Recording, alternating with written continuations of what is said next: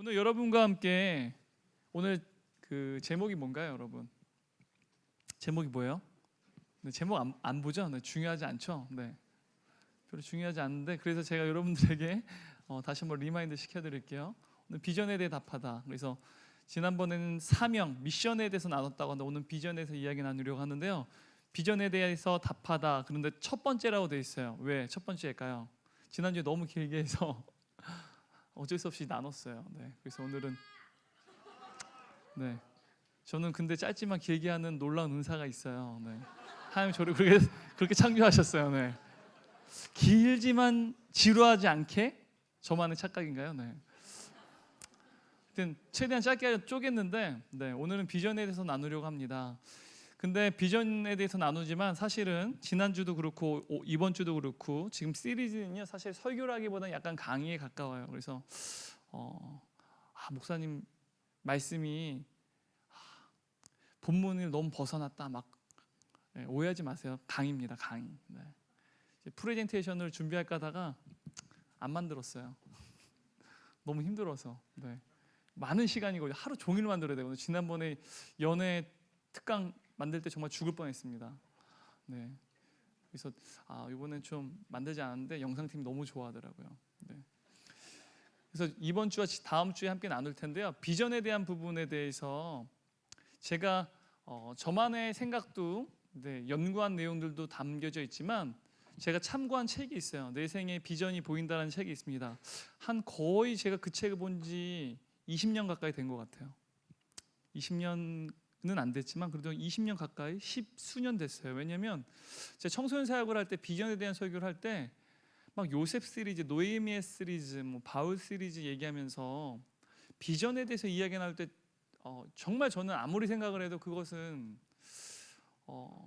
성경이 말하는 그러니까 그 성경에 나오는 그 내용을 오늘날 우리가 말하는 비전으로 담아낼 수 없다라고 저는 확신을 했고 아무리 연구를 해도 동일한 의미로 수용할 수가 없었어요. 그래서 많은 고민도 하고 연구도 막 하다가 그냥 우연히 그 책을 보다가 굉장히 사실은 저와 공통된 견해를 제시하시는 목사님의 책을 보게 됐어요. 그래서 비전이 보인다는 책인데 절판됐는지도 모르겠어요.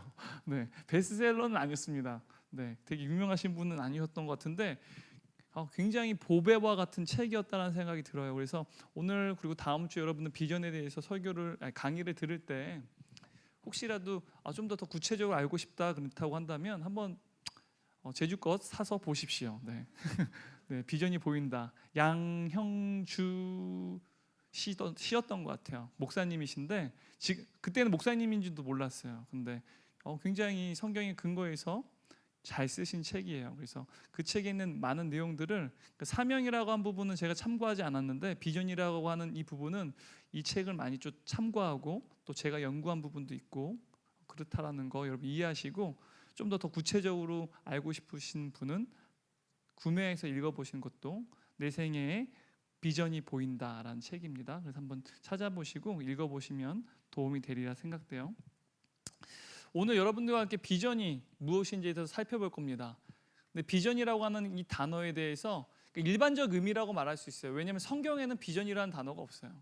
그러니까 비전이라는 단어가 있어요. 사실은 영어 성경을 보면 한글 성경에는 비전이라는 단어가 아예 존재하지 않지만 영어로 비전이라는 단어가 뭐 잠언 29장 18절 말씀에 있어요. 묵시가 없으면 백성이 방자에 행한다라 할 때 이 묵시래요. 네. 묵시가 영어 성경 NIV 성경 보면 비전이라고 되어 있어요. 그래서 사실 이거는 비전이 아니거든요.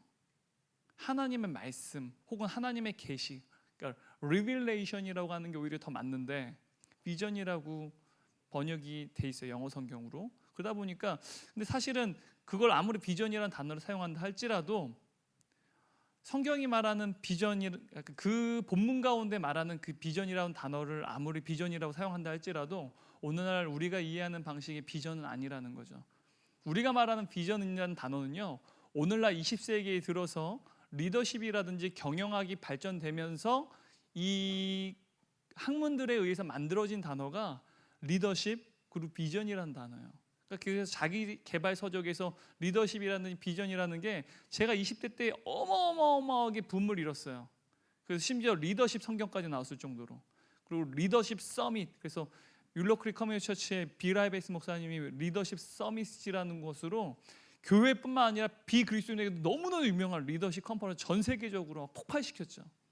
그래서 리더십 전문가들이 목사님들 가운데도 계셨고 또 비그리스도인 중에서도 있어. 그래서 굉장히 많이 각광받았는데 그때 비전이라는 단어가 한국 교회를 관통했어요. 오늘 여러분들에게는 이 비전은 막 여러분들을 열정을 들끓게 하고 여러분 비전을 가져야 돼 막 그렇게 그러진 않아요. 하지만 이제 보편적인 단어가 돼버렸어요. 막 그래 비전이 이런 거야 막 이렇게 다가오는 게 아니라 그냥 고조선 시대부터 호랑이 담배 피던 시절부터 그냥 존재했었던 그래서 비전은 여러분들에게 당연한 문화가 돼버렸어요. 저희 때는 그 비전이라고 하는 게 굉장히 좀 생소한 부분이 있었거든요. 왜냐면 꿈이라고 하는 단어를 사용했지 장래희망이 뭐야? 꿈이야 뭐야? 라고 하다가 갑자기 비전이 뭐야? 그러니까 굉장히 문화 충격을 받았던 기억이 있어요. 제 20대 때. 그래서 여러분 비전에 대해서 일반적 의미에서 비전이 뭔지, 근데 왜 우리가 이렇게 비전에 대해서 집착하는지, 그렇다고 한다면 이 비전이라는 단어가 성경 안에 없어요. 하다 보니까 우리가 왜 오해하는지에 대해서만 오늘은 살펴보도록 할게요. 다음 주에는 그렇다고 하면 성경적인 의미의 비전은 무엇인지 제일 중요한 알토라는 다음 주에 나누도록 할게요. 알겠죠? 네? 그래서 오늘 의미가 없다. 그래서 이제 길을 닫자. 네. 그러시면 네, 부르세요. 네. 여러분 청소년 시절부터 원대한 비전을 품으라라는 메시지를 아마 여러분 되게 많이 들었을 것 같아요. 제가 예전에 20대 때 코스타 강사로 그 당시에는 젊으셨죠. 오카노 목사님도 그러셨지만 홍정기 목사님이 코스타를 세우신 분이셨는데 그때 젊은이들한테 진짜 많이 하신 말씀이 뭐냐면 원대한 비전을 품어라, 원대한 꿈을 꿔라라고 굉장히 많이 강단에서 많이 외치셨어요. 꿈꾸는데 돈 드냐? 막 그러셨어요. 농담하죠. 지금도 그 억양이 기억나요. 꿈을 꿔라. 꿈꾸는데 돈 드니? 막 그랬어요.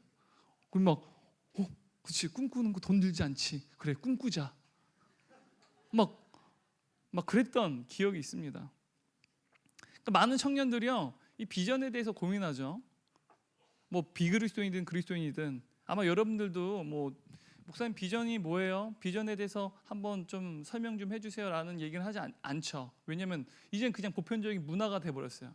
정확하게 알지 못하지만 대략적으로는 아는, 그리고 그것에 대해서 중요하다 여기지만 누구나 중요하지만 그럼에도 불구하고 당연한 듯 살아가게 되는, 그래서 큰 대질문을 던지진 않지만 대략적으로 알기 때문에 그것을 내 인생 가운데 그대로 그냥 모래밭처럼 살짝 덮여져 있는, 눈에 보이지만 살짝 덮여져 있는 것처럼 보이는 것처럼 그냥 그 비전을 중요하지만 잘 모르겠어요. 하지만 그것을 내 인생 가운데 크게 질문을 던지지도 않고 고민하지도 않고, 하지만 중요하다고 생각하고 인생을 살아가는 그런 상황 가운데 우리가 있다는 거죠. 이제 제자 훈련하다 보면 지체들 중에 비전에 대해서 고민하는 친구들이 간혹 있어요. 네. 다음 주에도 나누겠지만 어떤 지체들은요 비전이 너무 많아요. 하고 싶은 게 너무 많대. 얘는 그래서 미쳐버리겠는 거예요. 어떤 친구는요 비전이 없어요. 그래서 미쳐버리겠어요. 그래서 저보고 비전이 뭔지 아무것도 없다고 그래서 저한테 질문을 던지는 경우가 있어요. 그래서 비전이 많은 게 오히려 더 조언을 주기가 쉬워요. 비전이 아예 전무한 친구들은요 그러다 보니까 그냥 전공도 그렇고 또 본인이 앞으로 무엇을 직업을 선택해야 될지도 모르겠고, 공부를 더해서 대학원에 가야 될지 그냥 직장 취업해야 될지 아니면 지금 전공을 살려야 될지 다른 전공을 살려야 될지, 직장 생활 하더라도 내 비전이 이게 아니면 아닌 것 같은데 그렇다고 막 이 기업이나 이 직업이 싫지는 않아요. 근데 내 비전이라는 확신이 없다 보니까 다른 이직을 해야 되는지 막 그런 고민을 하는 친구들이 제자훈련을 하다 보면 종종 있다라는 거죠. 그래서 이러한 비전에 대한 질문을 던지는 지체들이 생각보다 적어요. 그렇게 많지는 않아요. 그래서 좀 편해요. 네. 되게 많을 줄 알았는데 오히려 청소년 생각할 때는 진짜 많았어요. 늘 질문을 던지면 가정 아니면 성적 아니면 비전이었어요. 이 세 가지 질문이 보통 여자 남자 이런 건 청소년 그랬다간 맞죠. 이 새끼 어디서 남자에게 여자에게 여러분들은 그것도 포함되죠. 네. 저는 인천에 사역했잖아요. 그러니까 좀 보수적이었어요. 네. 막 그래요. 네. 근데 이 비전에 대한 부분에서 우리가 궁금증을 가지고 있고, 그래서 비전이 없는 친구들은 단지 내가 기도하지 않아서, 충분히 고민을 갖지 않아서, 기도의 양이 차지 않아서, 또 그렇게 크게 문제시지 않고 자기의 탓이라고 생각하고 그냥 지나친다라는 거예요. 비전의 개념이라는 게 리더십이나 경영학에서 만들어진 용어라고 여러분들에게 분명히 말씀드렸어요. 이 용어가 성경 안에 있다 할지라도 그 비전이라고 한 단어가 담겨진 그 의미는요, 성경 안에 없어요. 리더십과 경영학에서 만들었던 단어라는 거죠. 제가 제자 훈련할 때 이런 얘기를 해요. 조선 중기 때 심청전이라고 하는 소설책이 만들어졌죠. 이 심청전을 보다 보면 이제 심청이가 공양미 300석에 이제 팔려가죠. 아버지의 그 눈을, 그 신봉사의 눈을 뜨게끔 하기 위해서, 이제 절에 시주를 하기 위해서 300석이 필요하다고 해서 공양미 300석에 팔려가요. 그래서 인당수에 이제 빠지는 그 사건이 벌어지는 그 당일날 마지막 아버지와 아침 식사를 나눕니다. 그때 신봉사가 딴 때와 다르게 반찬이 되게 많아요. 그래서 딸한테 그래요. 반찬이 별로 많구나. 그래요. 반찬이 별로 많구나. 제가 중학교 1학년 때 국어교과서에 나온 소설책이거든요. 별로 많구나. 오늘날에 별로라고 많이 사용되는데 별로는 부정적인 의미나잖아요. 근데 이게 말이 안 되는 거예요. 근데 조선 중기 때는 이 별로란 단어가 very, 매우 라고 하는 긍정적 의미의 부사였다는 거예요. 지금은 뭐 seldom, 거의 없다, nearly 뭐 이런 뜻이겠지만 부정어지만 과거에는 긍정적인 의미를 담긴 부사였다는 거예요. 알았어요, 여러분? 오늘날에도 사용되는 단어지만 때로는 시대에 따라서 내용이 바뀐다라는 거예요. 제 말은. 그래서 이 비전이라는 단어가 아무리 있다 할지라도 오늘날 의미가 성경의 내용과는 맞지 않는다라는 거죠. 근데 이걸 굳이 끼워 넣어서 해석을 하다 보면 요셉, 느헤미야 혹은 모세, 바울이라고 하는 비전의 사람으로 둔갑시키는, 왜곡시키는 일들이 발생한다라는 거예요. 그러니까 그러한 방식으로 비전의 사람으로 이해하게 되면 사실은 좀 우리가 이 비전을 성경 속에서 이해할 때 더 혼란스러울 수 있다라는 거죠. 자, 이 비전에 대해서 이제 전문가들, 리더십이나 경영에서 말하는 비전은요, 말 그대로 보는 것을 의미합니다. 시각에 대한 것이라고 이야기를 해요. 그래서 이 비전은요, 눈에 보이지 않는 것을 보일 수 있는 통찰력이라고 정의합니다. 눈에 보이지 않는 것, 시력과 관련되어 있는 건데 눈에 보이지 않는 것을 보일 수 있는 통찰력을 비전이라고 말을 해요. 이제 성공한 사람들의 7가지 습관, 굉장히 리더십 그리고 성공, 그러니까 어떤 자기개발서적의 거의 바이블이죠. 엄청난 베스트셀러였는데 이 스티븐 코비라고 하는 분이 이 비전에 대해서 이렇게 이야기를 해요. 비전은요, 지성의 눈으로 미래를 보는 것. 지성의 눈으로 미래를 보는 것. 그래서 지성과 그 상상력이 결합된, 그래서 구체적으로 보여지는 청사진이 바로 비전이라고 말을 해요. 그러니까 비전은요, 지성이 필요해요. 그리고 통찰력, 미래를 보는 통찰력 속에서 이 상상력이 막 필요하다는 거죠. 그걸 통해서 구체적인 청사진을 그리는 거예요. 그래서 완전히 실현되지 않지만 그래서 보는 거죠. 보이지 않지만 그것을 비전이라고 이 스티븐 코비라고 하는 분은 말해요. 그래서 이러한 말들을, 정의들을 종합해 보면요, 비전은요 보는 것과 관련되어 있어요. 그리고 이 보는 것과 관련된 비전은요, 한 개인에게 뿐만 아니라 어떠한 집단에게도 적용될 수 있어요. 그래서 한 개인, 집단에게 요구되는 목표 혹은 과업일 수 있고요. 이 목표와 과업에 대한 통찰력 있는 분명한 그림이 비전이라고 말을 해요. 그런데 이러한 비전이 과연 성경적인가? 성경 말씀 보게 되면요, 하나님이 인간을 인도하는 방식을 굉장히 분명하게 보여주는 사례가, 대표적인 사례가 오늘 우리가 읽은 창세기 12장 1절 말씀이에요. 하나님 인도하시는데 나아갈 방향을 알려주질 않으세요. 우린요, 이런 비전을 위해서, 그죠? 고시 준비를 해요. 취업 준비를 해요. 그리고 뭐 여러분 저도 토플 공부할 때 진짜 시간 단위별로 했어요. 인천에서 왔다 갔다 하니까 토플 공부 한 3개월 정도밖에 안 했지만 차 타고 다닐 때 해커스 보캡 진짜 미쳐버리게 외웠어요. 진짜 죽어버릴 것 같았어요. 왜 스터디 가면 시험 보잖아요. 막 벌금 내기 싫어가지고 미치겠는 건 그 다음날 되면 또 누적이 돼.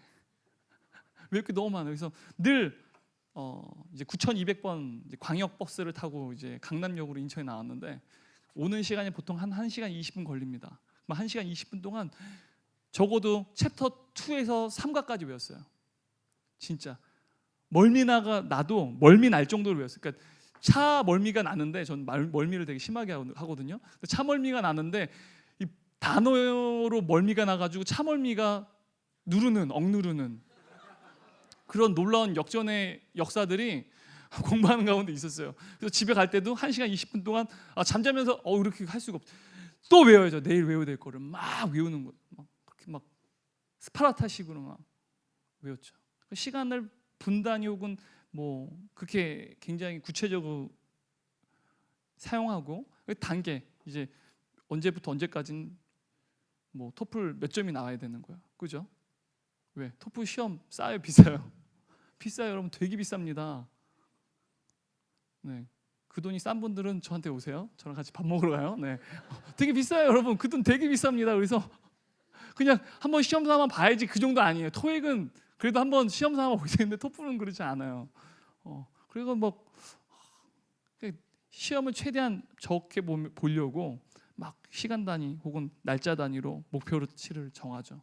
그러니까 우리는 비전을 이러한 식으로 여러분 되게 익숙할 거야 아마. 그렇게 해서 하나의 단계별로 스텝들을 다 만들고요. 언제까지는 이걸 이루어야 되고 그러지 못할 때 좌절하기도 하지만 또 다시 계획을 세우고 분명한 목표를 그려낸다라는 거죠. 그런 계획들을 세우는 것들에 대해서 아마 뭐 능숙한 분들도 있지만 그렇지 않더라도 어쨌든 그러한 계획을 세우는 거 여러분들이 굉장히 익숙해리라 생각해요. 근데 성경은요, 나아갈 방향이라든지 구체적인 청사진을 제시하지 않아요. 창세기 12장 1절 말씀이에요. 여호와께서 아브라함에게 이르시되 너는 너의 고향과 친척과 아비의 집을 떠나 내가 내게 보여줄 땅으로 가라. 이게 성경에서 하나님께서 우리를 인도하시는 매우 신비롭고, 여러분 우리 생각으로 이해되지 않죠? 매우 신비롭고 역설적인 방식이에요. 도저히 수용할 수 없는, 너무 신비로워요. 여러분들은 하나님이 여러분 인도하실 때 여기서부터 오늘 여기서부터 출발을 하는데 교대 방향이야. 교대 방향이다. 알겠어? 저 센트럴 시티 방향 아니야 절대로. 교대 방향으로 가. 오늘은 거기까지 가서 기다려. 뭐 교대 가는데 10분이면 가죠. 15분? 하루 종일 기다리더라도 어쨌든 구체적인 방향과 단계를 우리에게 주셨기 때문에 우리는 갈 수 있는데 하나님께서요 아무것도 주지 않으세요. 근데 떠나래요. 그게 히브리서 11장 8절 보면요, 지금 창세기 12장 1절에 대해서 아주 또 구체적으로 다시 한번 부연 설명해 주는데요. 이렇게 기록되어 있어요. 아브라함의 출발에 대해서 이렇게 설명합니다.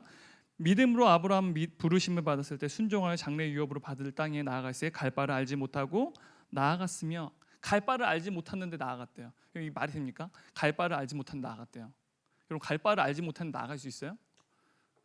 지금 운전할 때도 내비게이션 찍으면요 목적지를 설정해 주십시오. 네, 그래요. 나는 갈 바를 알지 못한다. 잘 못 알아듣습니다. 막 그래서 그러지. 하여튼 뭐 내비게이션은 목적지를 알아야지 가죠. 우리도 마찬가지예요. 목적지를 알아야지 갈 수 있어요. 근데 지금 나아갈 바를 알지 못하는데 갈 바를 알지 못하고 갔다라는 거예요. 그러니까 너무나도 신비롭고 역설적인 방식이죠. 성경이 우리를 인도하시는 방식이 이렇다라는 거예요. 왜요? 성경은요 눈에 보이는 게 중요하지 않아요. 눈에 보이지 않는 게 더 중요하대요. 눈에 보이지 않는 그 존재가 누군가요? 하나님이죠. 우리는 물질 세계에 있다 보니까 눈에 보이는 것이 없으면, 그래서 과학이라고 하는 것 여러분들의 그토록 신적인 존재처럼 과학 만능주의가 되는 이유가 뭡니까? 너무 분명하게 눈에 보이잖아요. 증명해낼 수가 있고 실험을 통해서 통계라든지 분명한 실험 결과들을 여러분들에게 구체적인 데이터를 주잖아요. 저도 구체적인 데이터들을 보고 분석을 해요. 왜요? 그래야지 예측할 수 있고 뭔가를 변화를 시도할 수 있어요. 조직을. 그래서 저는 굉장히 통계라든지 데이터 되게 중요하게 여기는 사람 중에 한 명입니다. 제가 팀장이 되고 나서도 모든 사역들을 만들 때 주먹구구식으로 한 적 없어요. 다 적어도 6년 내지 혹은 3년 내지에 데이터를 분석해서 그 데이터에서 SWOT를 다 뽑아냈어요. 강점이 뭔지, 약점이 뭔지, 위기가 뭔지, 기회가 뭔지. 그리고 데이터를 가지고 우리가 그렇다고 하면 어떤 전략을 짜야 되고 어떤 약점을 강점을 만들어야 될지를 고민했다라는 거죠. 저 한 번도 사역을 만들 때 그냥 주먹구구식으로 만들지 않았어요. 여러분도 잘 모르겠지만 얼마나 많은 데이터를 통해서 분석하고 그 분석을 통해서 전도폭발 훈련이라는 거 그냥 만들었나 보다 하죠. 최근 6년간의 데이터를 분석해서 만든 거예요. 본질적인 사역이지만 그러니까 본질적인 사역은 전도폭발 훈련 좋지. 근데 저는요 데이터를 분석해서 전도폭발 훈련을 만들었어요. 왜요? 저희 대학부가 최근 6년간 봤을 때 점점 줄어들고 있지만 최근 3년간 봤을 때 새신자가 평균 1년에 1,300명 이상이 옵니다. 1,300명 이상이 오는데 그 1,300명 이상 중에 80%는요 여러분들이 전도에서 관계 전도를 통해서 오는 사람들이 80%예요. 교회 이름을 보고 오는 사람들은요 이제 많지 않아요. 여러분 그러면 어떤 대처를 어떤 사역들을 마련해야 될까요? 관계 전도를 한다는 것은 여러분들 무기를 쥐어줘야겠죠. 무기를 쥐어주면 더 복음을 전하기가 수월하겠죠. 무기를 쥐고 있으면 더 많은 전도가 가능하겠죠. 그래서 전도 포폴리오는 만든 거예요. 본질적인 사역입니다. 하지만 본질적인 사역이라고 해서 무조건 사역 가운데 다른 교회에서 본질적인 사역으로 잡고 있기 때문에 우리도 해야 된다 이건 아니에요. 저는 그렇게 데이터를 분석하는 능력을 되게 중요하게 여겨요. 좀 다르게 보이나요? 네. 그러니까 여러분 우리는요 이런 가시적으로 물리적으로 무언가 중요한 숫자, 수치, 근거들을 되게 중요하게 여긴다라는 거죠. 그래서 과학을 되게 사랑해요. 그래서 사람들은 과학을 신봉하죠. 근데 성경은요 눈에 보이는 것보다 눈에 보이지 않는 것이 더 중요하다라고 얘기를 해요. 눈에 보이지 않는 것 누구죠? 하나님이세요. 지금 이 성경이라는 말씀이 이제는 우리에게 완벽하게 주어지지만 당시에는 하나님의 말씀이요 책으로 주어지지 않았어요. 하나님의 말씀은요 들어야만 알았어요. 눈에 보이지 않죠. 성경은요 늘 일관성 있게 얘기해요. 눈에 보이지 않는 것. 너희 눈에 보이는 것 중요하게 여기지. 구약 성경에서 보면 그러잖아요. 물질과 풍요를 왜 좋아해요? 눈에 보이니까. 그게 우리에게 안정을 줄 거라고 믿으니까. 근데 하나님 늘 눈에 보이지 않는데 나를 신뢰하지 않고 내 말에 순종하지 않는 것에 대해서 늘 진노하시잖아요. 여러분 눈에 보이지 않는 것이 더 중요하다는 사실을 분명하게 아는 사람들 그리스도인입니다, 여러분. 그래서 여러분들에게는 이 비전이라고 하는 게 굉장히 부딪힐 수 있다라는 거예요. 비전을 갖지 않는 것이 답답하게 여길 수 있지만 그리스도인은요 눈에 보이지 않더라도요 눈에 보이지 않는 것이 더 중요한 사람들이기 때문에요 이 비전에 대해서 너무 강박관념 갖지 않아도 돼요. 나중에 얘기하겠습니다. 하나님은 눈에 보이지 않으시는데요 눈에 보이지 않는 방식으로 인도하신다라는 거예요. 근데 왜 이토록 그리스도인이든 비그리스도인이든 이 비전이라고 하는 것에 대해서 사람들은 뭐 요즘엔 열광하지 않으니까 열광이라는 말은 하지 않게 왜 중요하게 여길까요? 여러분 제가 20살 때나 지금 오늘날이나 공통적인 요소가 있어요. 뭐냐면은 강렬한 이미지와 정보의 홍수 시대에 살고 있다는 거예요. 지금 더 심해졌어요. 저희 때부터 이제 인터넷이 보급화됐거든요. ADSL 막 VDSL. 네. 여러분 듣지 못한 그때 태어나는 분들도 아마 계실 거예요. 네. 네. 전 준이라는 걸 했어요. 군대 가가지고 준. 네. 뭔지 모르지? 네. 내 마음을 사로잡는 준이라는 게 있어요. 여러분 인터넷 찾아보세요. 네. 근데 그러니까 이미지와 정보의 홍수 속에서 우리가 살아가면서 여러분 강력한 이미지, 디자인은요 우리에게 굉장히 중요해요. 왜요? 눈에 분명하게 보이기 때문에. 그리고 사람들의 마음을 흔들죠. 그래서 오늘날 이 디자인과 이미지에 대해서 굉장히 하나의 혁신의 아이콘으로 여전히 주목받고 중요하게 여기는 한 사람이 누구죠? 고인이 되었죠. 스티브 잡스. 그죠? 시대의 아이콘. 그죠? 그 사람은요 직관적인 것들을 되게 중요하게 했어요. 심플, 아주 미칠 정도로 심플하게 굉장히 디자인을 만들려고 했었죠. 그 이미지, 디자인. 여러분 애플 왜 그렇게 사람들이 좋아요? 디자인과 이미지가 너무 좋거든요. 삼성조차도 그 디자인과 이미지를 애플을 쫓아가잖아요. 모든 기업들이 애플을 쫓아가고 이제는 애플의 아이폰이요 별로 이제 특별하지 않아요. 왜? 네? 화웨이를 가도 그렇고요. 그리고 샤오미를 가도 그렇고요. 요즘에 샤오미 폰 저기 위로도 사용이 샤오미 폰이거든요. 네, 샤오미 폰인데요. 외모 보면은 아이폰이에요. 겉에는 뒤에 보면 아이폰이 아니구나 하지만 앞에 보면 디자인 되게 좋아요. 그래서 이거 어디 거예요? 제가 물어봤더니 샤오미래요. 에이, 그러긴 했어요. 저도. 네. 전 브랜드를 믿으니까요. 네. 그러니까 제 손가락 나한테 흔든다. 그러니까 이 디자인과 이미지에 대해서 굉장히 주목하고 우리는 그 이미지와 디자인으로 많은 것들을 판단하는 시대에 살고 있다는 거죠. 이러한 시대 속에서 여러분 이게 교회 안으로 들어와요. 교회 안에 들어오다 보니까 우리가 수양의 기간 동안 이제 엄경 목사님도 말씀하신 고지론이라는 게 한때 또 제 20대 때 굉장히 한국 교회를 뒤흔들었거든요. 고지론. 그리스도인들이 각 분야에 1등이 돼야 된다. 두각을 나타내 실력을 갖춰서 1등이 되라. 고지 정상에 서라. 그리고 그곳에 하나님께 영광 돌리라. 근데 여러분 그 말 저는 정말 싫어했어요. 왜? 제가 1등이 못 되니까 그런 게 아니라 당연히 1등 못 되죠. 근데 그 말보다 더 싫었던 이유 중에 하나가 하나님 원래 영광스러운 분이에요. 우리가 각 분야에 1등이 돼서 하나님께 영광 돌린다고 한들 그분의 영광에 더 더해지지 않아요, 여러분.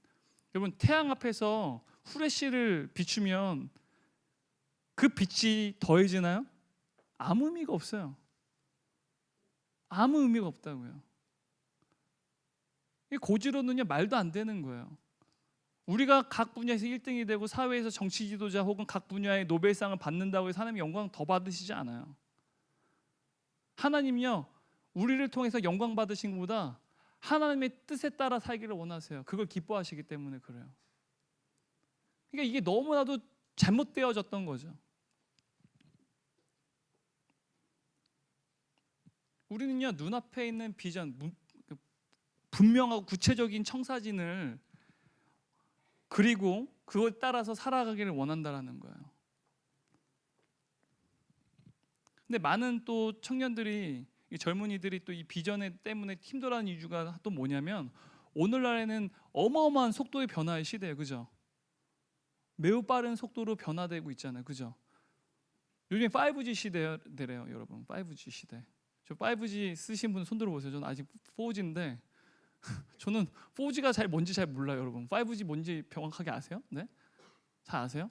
뭐 사물 인터넷 뭐 여러 가지 뭐 관련됐다고 하는데 우리 잘 몰라요, 여러분. 그리고 4차 산업혁명 여러분 들어봐서 알죠. 저도 담임 목사님 하도 강조하셔가지고 책 사서 읽어봤는데 그걸 잘 모르겠어요, 여러분. 책 3권에 사서 읽어봤습니다, 여러분. 저 플랫폼에 대해서도 막 기획안 써서 내야 되고 막 그러다 보니까 책도 여러 권 사서 읽어보고 논문도 읽어봤어요, 여러분. 저는 잘 모르겠어요, 솔직히. 네.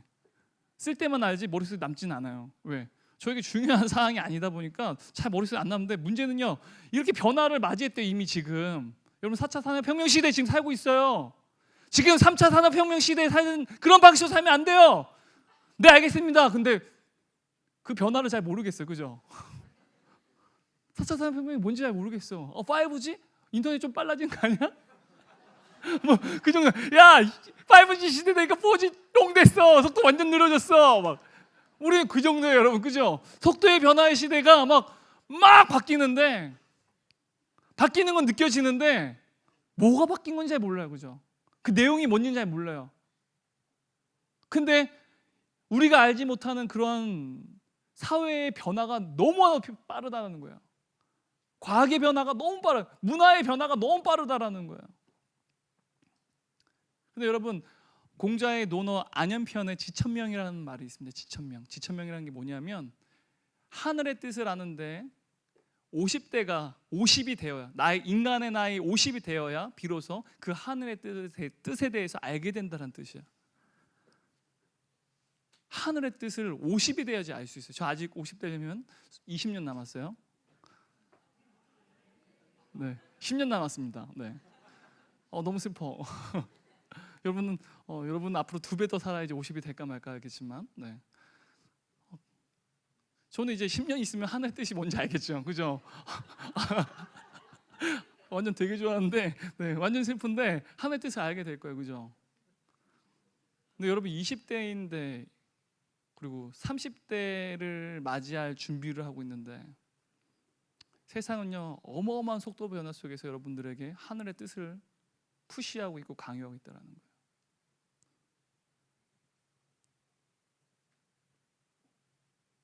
성경에서 보면요 하나님의 부르심을 입은 사람들이요 당장 10년, 5년, 10년 만에 그 뜻이 이루어진 적 없어요. 심지어 아브라함은요 죽을 때까지 하나님의 약속 못 이루었어요. 하나님이 주시는 약속은 보고 믿었죠.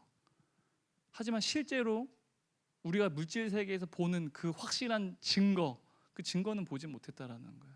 성경은요 그런 것이 없어요. 하나님의 약속을 신뢰할 뿐이죠. 하나님의 선하심과 하나님의 놀라운 그 영원하심 속에서 우리는 믿을 뿐이죠. 여러분 20대 때 30대 때 여러분 비전에 대해서 알기 원해요. 사실 하늘의 뜻이라고 말할 수 있는데 어떤 사람은 아주 레어해요. 그것을 빨리 알게 돼요. 스티브 잡스처럼. 근데 여러분 그런 사람들은 성공한 사람들이란 말인데 그런 사람들이 이 시대 속에서 많아요? 적어요? 레어하죠. 근데 레어한 그러한 사람들을 일반화시키면 안 되잖아요. 그게 정상인 것처럼 여기면 안 된다는 거예요. 원래는요 여러분이 원하는 그 비전은요 어쩌면 평생 동안 못 볼지도 몰라요. 실망하지 마세요. 이제 나중에 우리 소명에 대해서 나눌 때 비전을 갖지 않아도 괜찮구나 라고 여러분 확신할 수 있을 거예요. 제가 왜 그런지 말씀드릴게요. 여러분 스티브 도나휴라고 하는 사람이 있어요. 사막을 건너는 6가지 방법이라는 책을 쓴 사람인데요.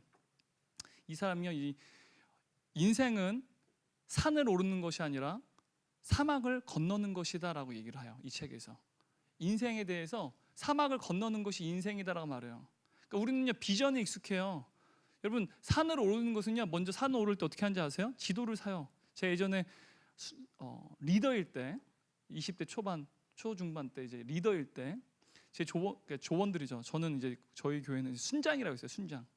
같이 땅에 묻는다를 순장이라고 그랬는데 순원들이랑 같이 북한산에 갔어요. 북한은 빨리 화재를 전환해야지. 네.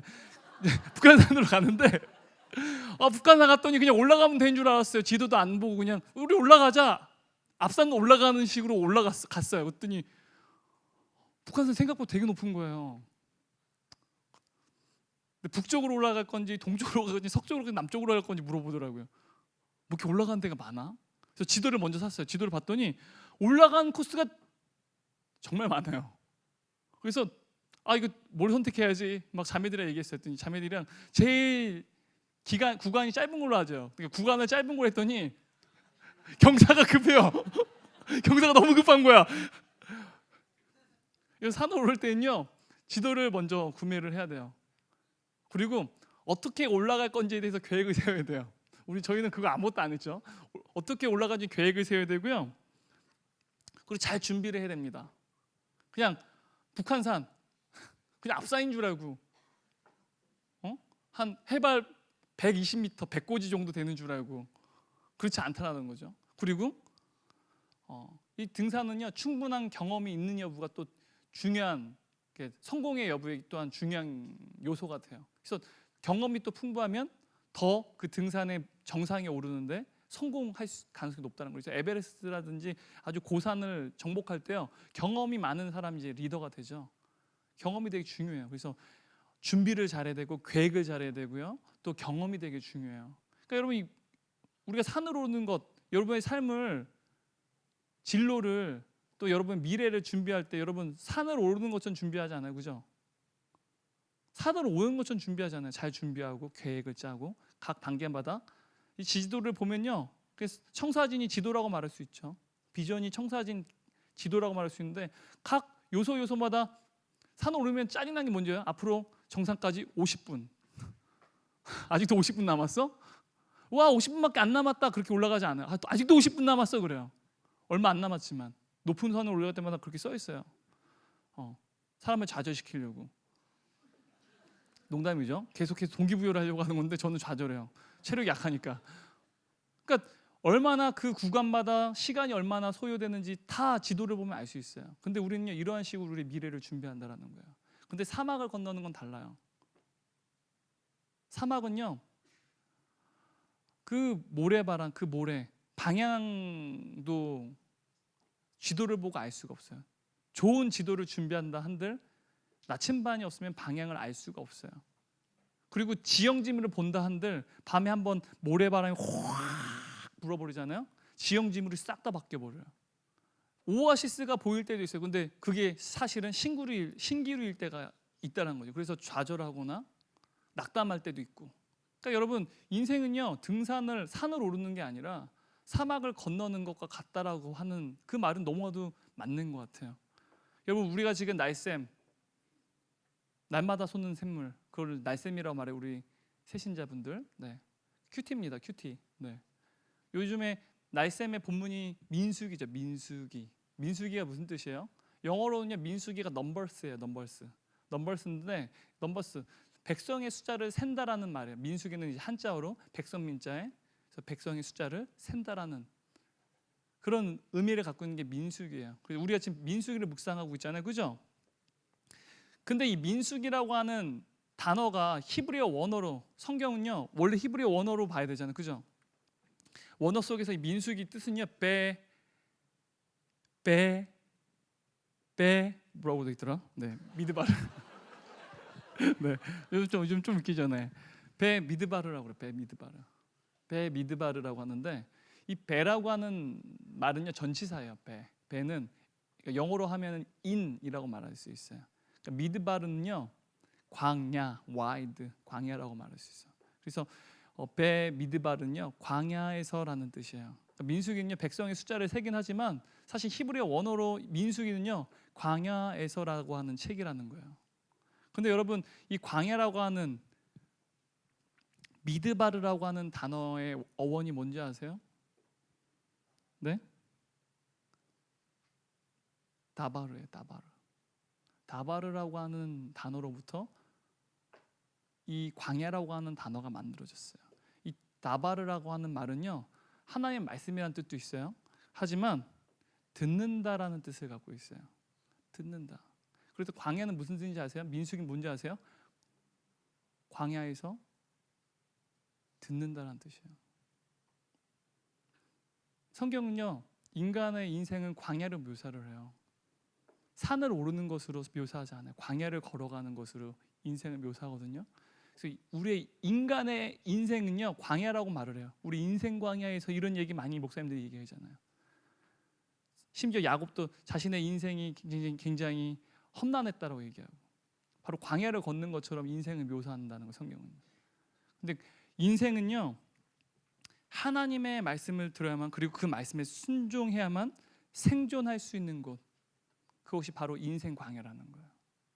하나님의 말씀을 듣는 곳이 우리의 인생이라는 거예요. 그러니까 우리 인생은요 산을 오르는 것이 아니라 사막 광야를 걷는 것과 같다라는 거예요. 사막을 건너갈 때 지도가 무용지물일 때가 많아요. 심지어 눈에 보이는 것도요 신기루로 사실은 실존하지 않는 것일 수도 있다는 거죠. 너무나도 많은 변화, 예측할 수 없고 우리가 원하는 결과들이 일어나지 않고 너무나도 많은 변수가 있고 그런 것이 바로 사막 광야라는 거죠. 근데 성경은요 그래서 우리의 계획과 우리의 준비와 또 우리의 모든 그런 노력들이 때로는요 이 인생 광야 속에서는 헛수고가 될 때 많다라는 거예요. 전도서 저자가 그러잖아요. 모든 게 헛되다고. 내가 모든 것을 다 누려봤지만 모든 게 헛되다고. 성경은요, 우리의 계획과 우리의 모든 노력이요, 우리가 가지고 있는 소유조차도 때로는 아무 의미가 없다라고 얘기를 해요. 그래서요, 성경은요, 우리가 가지고 있는 모든 것을 하나님 앞에 내려놓고 하나님을 의지하며 한 걸음씩 한 걸음씩 하나님과 함께 발을 떼며 걸어가는 것. 그래서 모세는요, 민수기였나 신명기인지 기억이 안 나네. 하나님께서 이스라엘 백성을 그 광야를 함께 걸으셨는데 어떻게 걸으셨냐? 안고 걸으셨대요. 그래서 오카노 목사님이 안아주시면 책을, 그 성경 본문을 가지고 안아주심이라는 책을 썼어요. 우리 인생, 우리가 걸어가는 줄 알 때 하나님께서 사실은 안고 걸으신 거죠. 뒤돌아봤더니, 우리 인생이 다 뒤돌아봤더니 우리 혼자 열심히 걸어온 줄 알았는데 사실은 발자국이 하나밖에 없어. 누구야? 내 발자국이 하나님이 사실은 발자국이에요. 그게 사실은 인생 광야라는 거예요. 모세가 그렇게 고백을 해요. 근데 그 하나님과 우리가 그 한 발자국 한 발자국을 떼며 걸어갈 때요, 하나님께서는 우리의 인생을 아름답고 그리고 너무나 독특하게 하나님 보시기에 정말 아름답게 인도하신다라는 거죠. 여러분, 그거 여러분 좀 신뢰했으면 좋겠어요. 눈에 보이지 않는 것, 당장 무언가 청사진을 갖지 않는다고 하더라도, 그래서 이러한 빠른 속도의 변화 속에 내가 좀 누군가의 경쟁에 뒤처진다는 것 때문에 지나치게 강박받지 않았으면 좋겠어요. 그러지 않아도 괜찮아요. 왜 그러지 않아도 되는지는 다음에 소명의 시간에 또 이야기하도록 할게요. 네, 시간이 없어서 좀 건너뛰어야 될 것 같아요. 빼버리고 넘어갈게요. 아깝지만 빼버려야 될 것 같아. 네. 자, 여러분, 우리가 우리의 비전을 알지 못할 때, 오늘 그래도 마무리는 지어야 되니까, 그리고 결론은 지어야 되니까 중간은 제가 잘라버려서 시간이 없어서, 이렇게 잘라도 이렇게 시간이 많이 가냐 진짜. 정말 놀랍지 않아요 저는? 네. 미치겠네 진짜. 너무 지금 내가 쓰여진 것보다 더 많은 걸 설명해 버려가지고 너무 길어졌어요. 죄송해요. 제가 막 머릿속에 제가 막 더 떠오르는 거예요. 여러분들 더 잘 설명해 주고 싶어가지고. 근데 우리가, 여러분, 우리의 비전을 알지 못할 때, 나의 비전이 뭔지 잘 알지 못할 때, 여러분, 이곳에 여러분 나의 비전이 뭔지 잘 모르는 분들이 꽤 있잖아요. 분명한 비전이 있는 분들도 있고, 나의 비전이 뭔지 잘 알지 못하는 분들이 아마 이쪽에 있을 텐데, 우리 가운데 있을 텐데, 근데 어떤 비전을 또 그려야 될지 알지 못하고, 그래서 고민할 때 여러분들의 한 가지 해결책을 하나 드리자고 한다면, 우리가 성경적인 비전을 다루기 앞서서 우리가 지난주에 뭘 다뤘죠? 미션, 사명에 대해 다뤘죠. 사명에 대해서 좀 고민했으면 좋겠어요. 여러분, 자신에게만 고민하지 마시고요, 내가 정말 원하는 것, 나의 비전에 대해만 너무 집중하지 마시고요, 비전이 명확하지 않고 비전을 그릴 수 없다고 한다면 여러분의 사명이 뭔지 한번 여러분 고민해 봤으면 좋겠어요. 여러분, 사명은요, 여러분 각자에게 주셨는데요, 그 각자의 사명이 다양해요? 아니죠. 지난주 우리가 함께 나눈 내용은요, 동일합니다. 그죠? 그래서 지난주에 사명을 뭐라고 그랬어요? 네? 온 민족과 열방을 향해 하나님께서 우리로 하여금 복을 주게끔 하는 것, 온 민족과 열방을 향해서 하나님의 복을 주는 것, 그게 우리의 사명이라고 얘기했잖아요. 사실 이게 바로 예수 그리스도의 복음을 전하는 것이라고 얘기했잖아요. 복음은 그래서 복된 소식이잖아요. 가스펠. 바로 그것이 사명, 미션인데, 그 미션은 사실은 라틴어로부터 만들어졌다고 그랬잖아요. 그래서 우리는 사명 이퀄 선교라고 이해된다고 그러잖아요. 그래서 사명은 선교라고 이해하면 굉장히 쉬워요. 우리에게 동일하게 주어진 사명, 선교라는 거예요. 하나님의 그 복을 전하는 거, 예수 그리스도의 복음을 전하는 거, 그리고 여러분이 예수님의 증인이 되는 거, 그게 바로 사실은 우리의 사명이라는 거예요. 하나님께서 그래서 우리를 선택하셨고 그 사명을 우리 모두에게 위임하셨어요. 그래서 여러분, 비전에 대해서 고민할 때, 비전이 떠오르지 않을 때 나에게 주신 하나님의 사명에 대해서 한번 고민해 봤으면 좋겠어요. 그래서 이 사명을 가지고요, 이 사명은요 절대로 가만히 우리 방 안에만 있지 못해요. 왜요? 사명은 복을 나누는 거잖아요. 그죠? 여러분, 전도를 할 때 방 안에서 전도할 수 있어요, 여러분? 혼자서 복음 전도할 수 있어요? 여러분, 혼자 있는데 옆에 있는 사람을 상상하고 복음을, 그렇죠, 전도폭 하려면 그런 거 상상할 수, 훈련할 수 있지만 그게 계속되면 그건 병이죠, 그죠? 사실 누군가가 있어야 돼요. 그렇려면 여러분의 집을, 여러분의 가정을, 여러분의 교실을, 여러분의 어쨌든 공부하는 그 스터디룸을 벗어나야죠. 누군가를 만나야 된다는 거야. 이것을 교회 안에서 여러분들이 이 사명을 경험할 수 있는 곳이 있다고 한다면 단기 선교죠.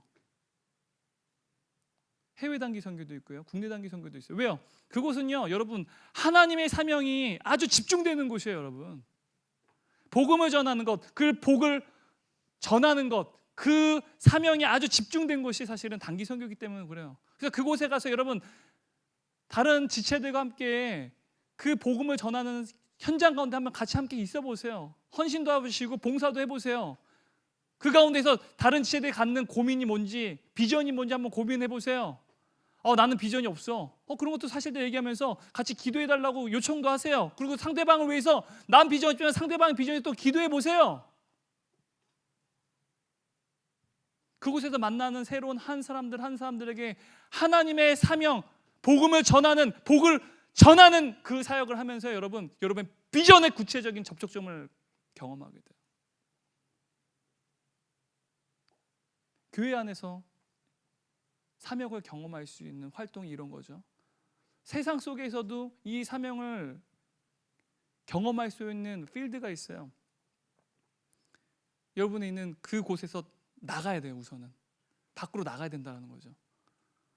비그리스도인들이 우글우글거리듯 세상 속으로 나가는 거예요. 그곳에 나가세요. 그곳에 가면요, 여러분의 사명이에요. 복음을 전하는 거잖아요, 그죠? 믿지 않는 사람들 만날 때 여러분 복음을 전해야 돼요. 복음을 전해야 됩니다. 그 비그리스도인들 많이 만나는 곳에 가세요. 그들과 또 교제도 하시고 그들과 함께 일도 해보세요. 여러분 아르바이트 좋습니다. 아르바이트 하세요. 막 버닝썬 이런 데는 하지 마시고, 네. 아주 건강한 곳, 네. 정직하고 건강한 곳에서 아르바이트도 하세요. 그리고 헤비타트 같은 데 자원봉사도 좀 해보세요. 왜? 그 사명을 전하기 위해서, 선교를 하기 위해서, 하나님의 복음을 전하기 위해서 믿지 않는 사람들이 있는 곳으로 가세요. 다양한 사람들과 만나보세요. 또 때로는 그들에게 복음도 전해보세요. 복음 전하면 때로는 굴욕감도 느끼고 수치감도 느끼고 그런 현장 속에서 그럼에도 불구하고 도전해보세요. 그러다 보면 하나님께서 여러분이 주신 구체적인 비전을 경험케 되는, 비전을 포착하게 하는 접촉점을 주신다라는 거죠.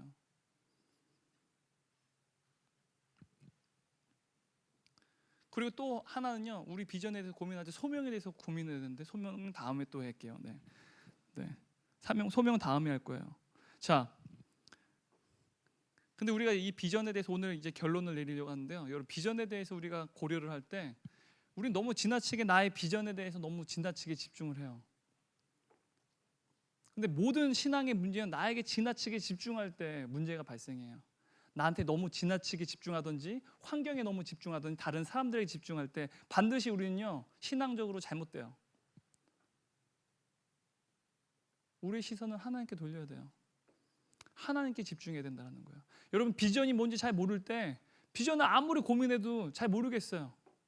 그럴 때 오히려 여러분 하나님께 집중을 해라라는 거예요. 여러분, 하나님께서는요, 여러분들에게 비전을 주세요. 왜? 우리 모두를 각자 다르고 독특하고 개성 있게 창조하셨어요. 여러분 믿으세요? 여러분 얼굴 보세요. 다 다르잖아요, 그죠? 우리 한국 사람들은 굉장히 천편일률적이잖아요. 획일적이잖아요, 그죠? 일관성이 있어요. 뭐 유행하면 다 똑같이 입고 다니고. 제가 대학교 1학년 때는요, 다 흰색 블라우스 입고 다녔어요, 여자들이요. 아니다, 블라우스가 아니라 흰색 원피스 입고 다녔어요. 핑클이 그거 입고 나왔거든요. 그러니까 우리나라 사람들은 그걸 되게 좋아해요, 그죠? 근데 하나님이요, 여러분들을 얼굴 똑같이 생기게 만들지 않으셨잖아요. 각자 은사가 있다라는 거예요. 우리가 눈에 잘 보이지 않을지 모르지만, 그게 어마어마하게 눈에 두드러지지 않을 수 있지만 각자 조금씩 다른 은사가 있고 다른 점이 있고 독특한 점이 있다라는 거죠. 그래서 우리를 다 외모도 다르게 만드셨어요. 바로 우리를 향해서 다르게 만드셨기 때문에 우리를 향해서 또한 그리는 그림도 다 다르다라는 거예요. 그래서 하나님께 시선을 여러분들이 돌려야 돼요.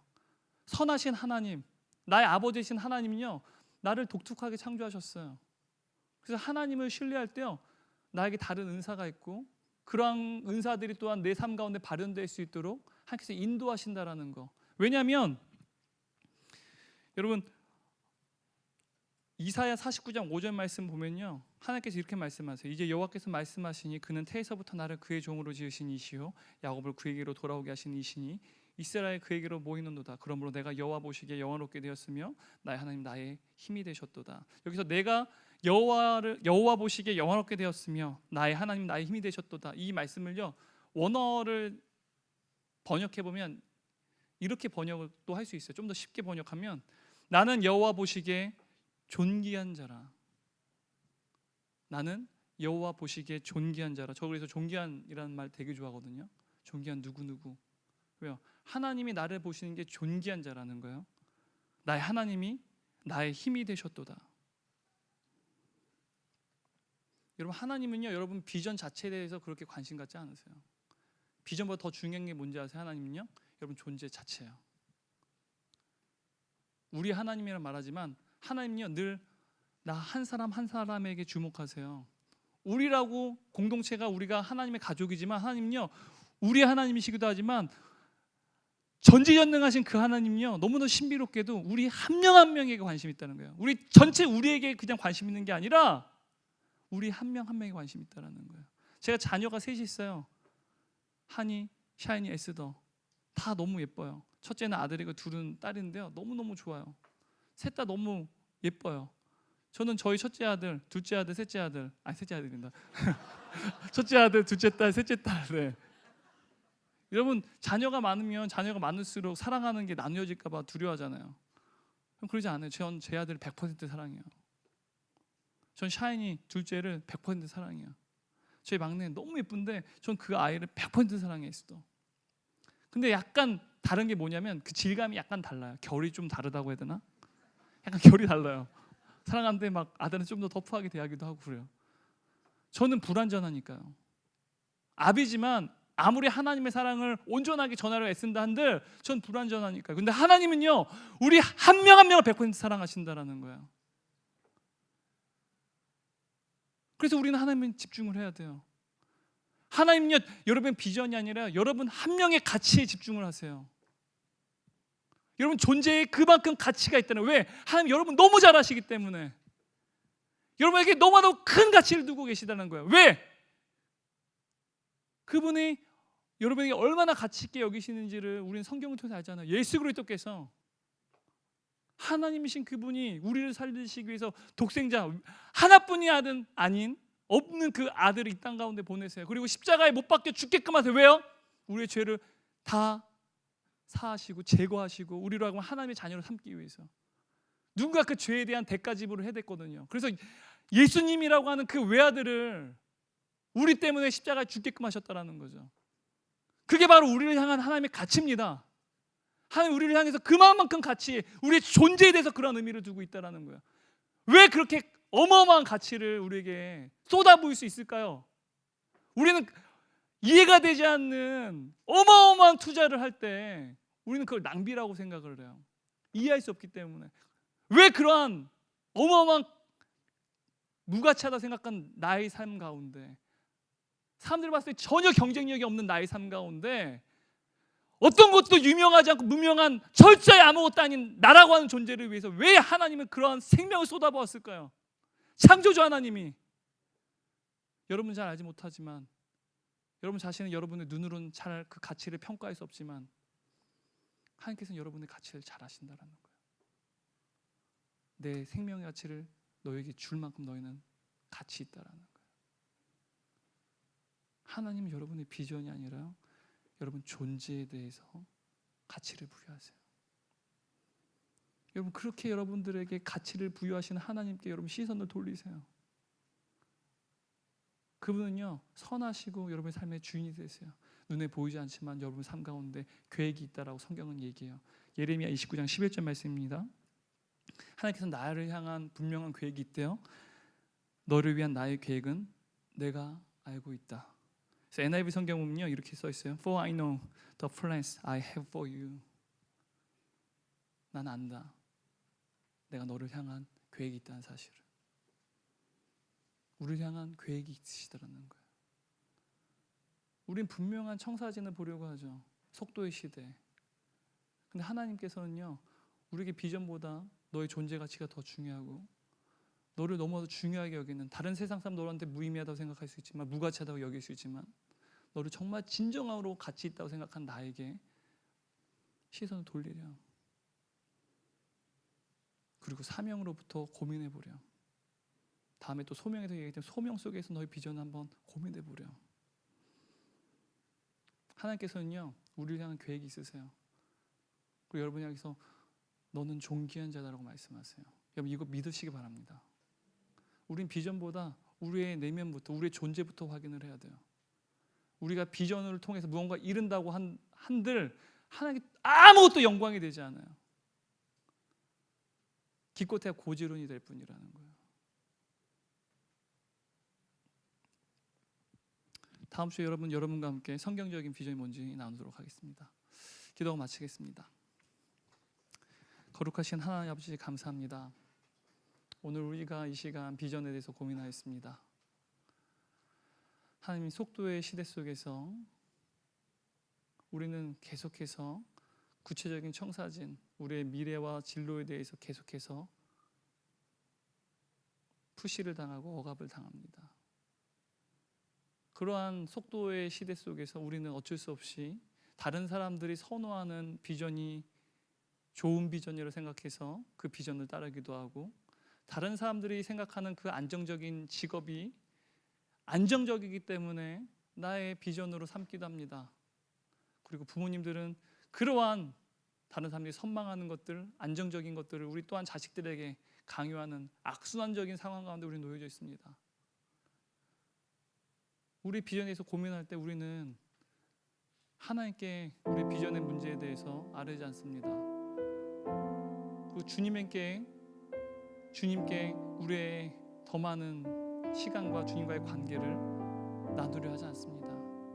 이 시간 오늘 우리가 비전에 대해서, 우리의 미래에 대해서 고민하는 지체들 가운데 비전 그 자체보다 나라는 존재에 대해서 더 많은 관심을 가지시고, 비전에 의해서 나의 가치가 차등 평가되는 것이 아니라 나의 존재 그 가치가 하나님께는 의미가 있다라는 것, 그 사실을 알고 그 주님을 신뢰하고 그 주님이 나로 하여금 계획이 있으시다는 사실을 믿고 따르며 인내하며 내 일상의 삶을 살아내는 주의 백성들 되게 하여 주옵소서. 감사합니다. 이 모든 말씀 예수님의 이름으로 기도드렸습니다. 아멘.